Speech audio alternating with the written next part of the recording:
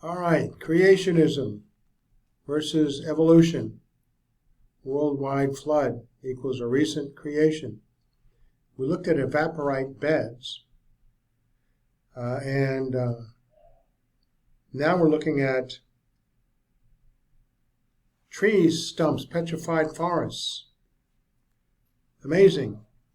Only a catastrophic event in combination of water, sediment, worldwide flood, and volcanic activity could really have produced these things, and in a very short, catastrophic way, in a short period of time. Let's look at K31.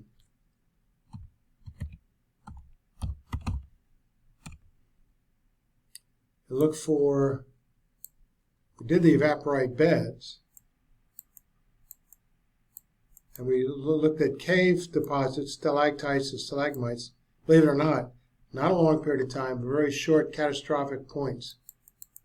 And the building they found a 40-year-old building, they found huge stalactites and stalagmites. The buried forests. We looked at the buried forests.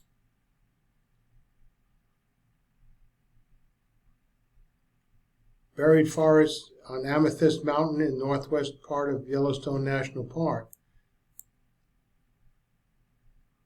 One repeatedly after another. Stumps gave every appearance of having been in some manner sheared off by some overwhelming force, possibly tsunami-driven debris, then uprooted, transported, and sorted out from other materials, and then suddenly buried beneath a volcanic shower.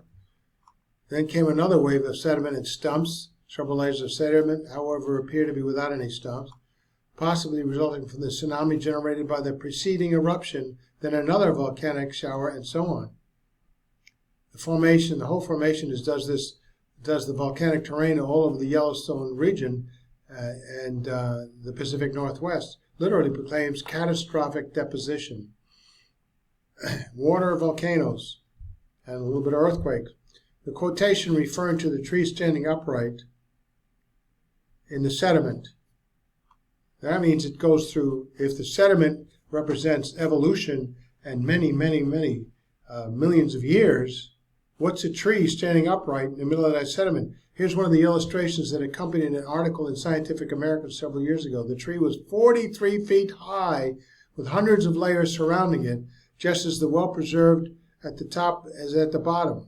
Now you can look at this and imagine 2,700 years afoot, according to evolutionists, and another illustration in a similar article, we see 50 trees described in the same way. Now this was from France. Now what would possibly explain this kind of phenomenon? You see trees buried standing upright with huge amounts of sediment around it, representing many millions of years at different ages.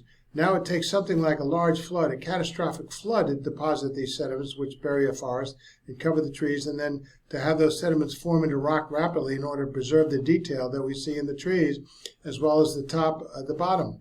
I think that's an excellent description and estimate of what happened, and it fits best with the evidence. Worldwide cataclysmic flood accompanied by volcanic and earthquake activity. VARVED clay deposits.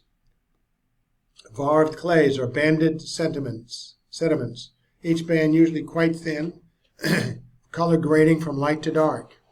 Each varve has been falsely interpreted as an annual deposit. So they say, oh, how old is this area?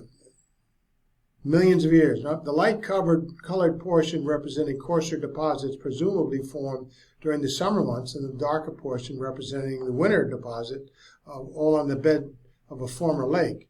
If this interpretation is valid, and it is not, varves can be used not only as qualitative indices of time duration, but as actual measures of years during which the deposit was being formed.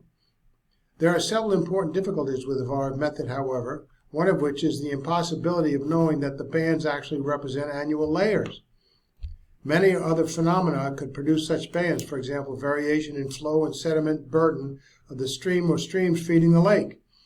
Any brief flooding discharge into the lake would cause an initial layer of large-sized particles, followed by gradual settling of the finer particles. And this would give the appearance of lamination. And there are other causes. Pettyjohn says, let's see what he says. The cause of such laminations are variations in the rate of supply or deposition of the different materials. Now, these variations might result from changes in the quantity of silt, clay, calcium carbonate, or organic matter in the seawater, or to changes in the rate of accumulation of these materials. Such variations have been attributed in the fortuitous shift in the depositing currents to climatic causes, especially cyclical changes related to diurnal or annual rhythms, and also to periodic floods and or storms. Aperiodic. So, Pettyjohn says, neither can more extensive VARVED deposits, such as at Green River, which consist of great thicknesses of thinly laminated shales, be interpreted over a long period of time.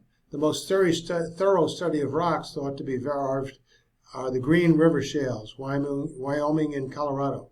The shales are very thinly layered, and each layer consists of 2 laminae, one of which contains considerably more carbonaceous matter than the other. The paired laminae are interpreted as representing the sediment laid down during 1 year, in short, a VARVE, an interpretation which is strengthened by the fact that the VARVEs fluctuate in thickness in a cycle corresponding to the sunspot cycle. The VARVEs average less than 1/2000th of a foot in thickness, and as the Green River shales are 2,600 feet thick, the time represented by these accumulations is about 6 million years. How about just a few moments in a worldwide flood? Knopf, Time in Earth History. And however, in the above study itself, only 2 very inadequate reasons are given for believing the layers are to be annual. One is a calculation purporting to show that the amount of sediment in the formation is of the same order of magnitude as the probable amount of erosion from the ancient drainage basin contributing to the lakes whose beds are supposed to form these shales. But obviously anything so hypothetical as a calculation involving a watershed of entirely speculative extent, slope, character, erosibility, and drainage characteristics are all taken as a basis for estimation of average rates of erosion, a type of calculation which almost everyone now admits to be nothing but rank guesswork, and can hardly warrant so far reaching a conclusion as that the accumulation of the formation required about 6 million years. How about 6 seconds? The other reason for concluding the laminations to be annual VARVEs was their similarity of appearance to the VARVED clays of the so-called Pleistocene and, to a lesser extent, banded sediments found in certain modern lakes. This is the old principle of uniformity again, forced. This resemblance, however, is largely superficial. The so-called Pleistocene VARVEs are much thicker than the Green River laminations, which average less than 6/1000th of an inch in thickness, and reflect glacial melt water deposition, whereas the Green River shales are denoted mainly by a cyclic repetition of organic and inorganic matter. The organic layers of the Green River shales are quite rich petroleum deposits, unlike the thicker Pleistocene lake deposits. So with respect to the Green River shales in particular, move it down a little bit, several factors make it highly doubtful that they could possibly represent annual VARVED layers. For one thing, they are entirely too thin and uniform and extend over too wide an area to have been deposited in a normal lake bed. No matter how calm a lake may ordinarily, occasional storms stir up the bottom sediments, and occasional river floods dump into the lake large quantities of sediment, which would then settle out on the lake bottom in an essentially graded series. Well, there goes another day, right? No, how about a few moments? To imagine that such an extensive lake, fed as it may have been by many rivers, could continue so impossibly quiet and inactive and undisturbed for 6 million years is somewhat ridiculous. The Green River shales are also rich in fossils, a fact which is hard to reconcile with the supposed quiet manner of its formation. Miller observes, the Green River Formation is a freshwater lake deposit composed largely of evenly stratified soft shales as much as 2,000 feet thick. Many fossils, including fish, insects, and plants, occur in it. So much for a long time. How does one explain, for example, a dead fish lying on the bed of a lake for about 200 years while the slowly accumulating sediments gradually cover it and then fossilize it? I think that fish will be gone. It'll deteriorate. Other significant features, including the extensive deposits of volcanic ash, mingled with the shales in the almost complete absence of any graded bedding in the oil-rich shales, such as would be normally encountered in any lake bottom sediment. Also, there is evidence of brecciated conditions in many parts of the formations. All of these features seem difficult to harmonize with the postulated character of the beds.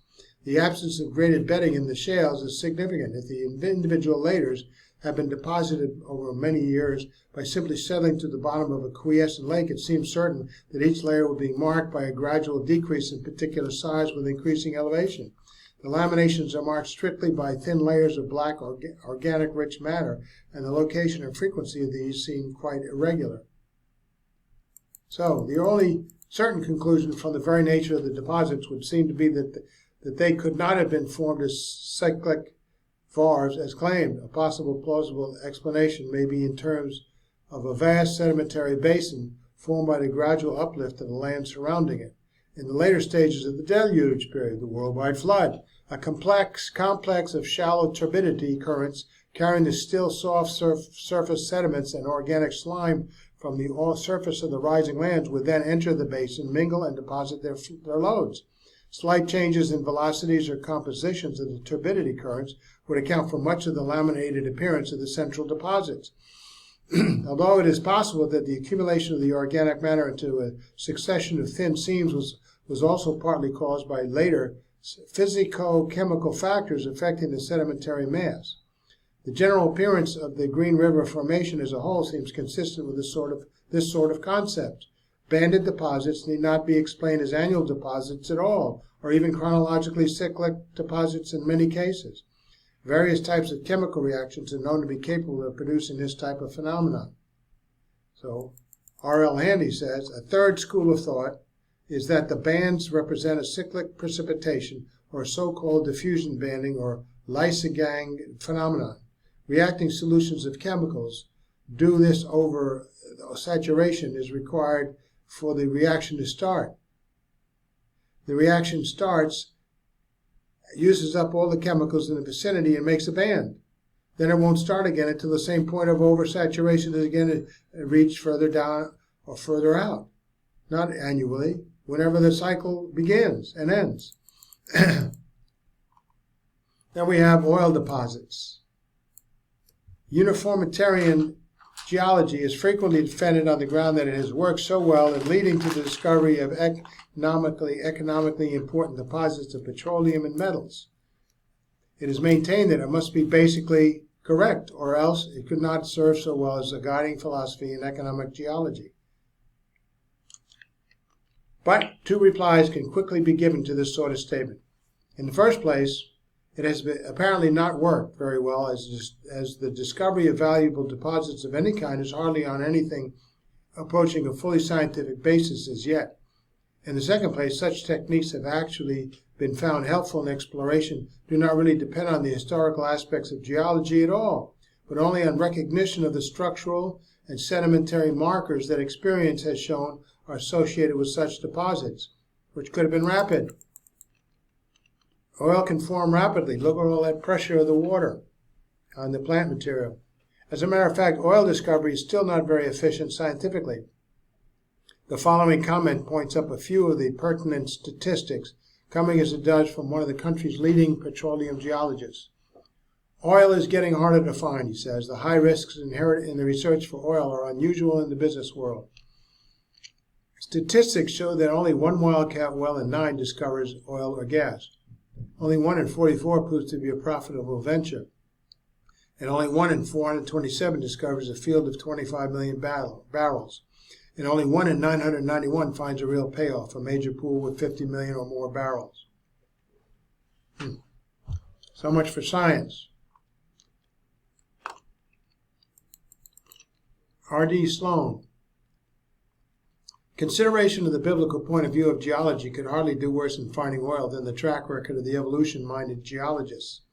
As yet, in fact, uniformitarian geology has not been able to develop even a generally accepted theory as to the origin of oil or its basic source material. While agreement is nearly complete on the organic source of petroleum, there are wide differences of opinion on the process by which it was formed and on the nature of the organic matter from which it was derived. Further differences of thought arise when an attempt is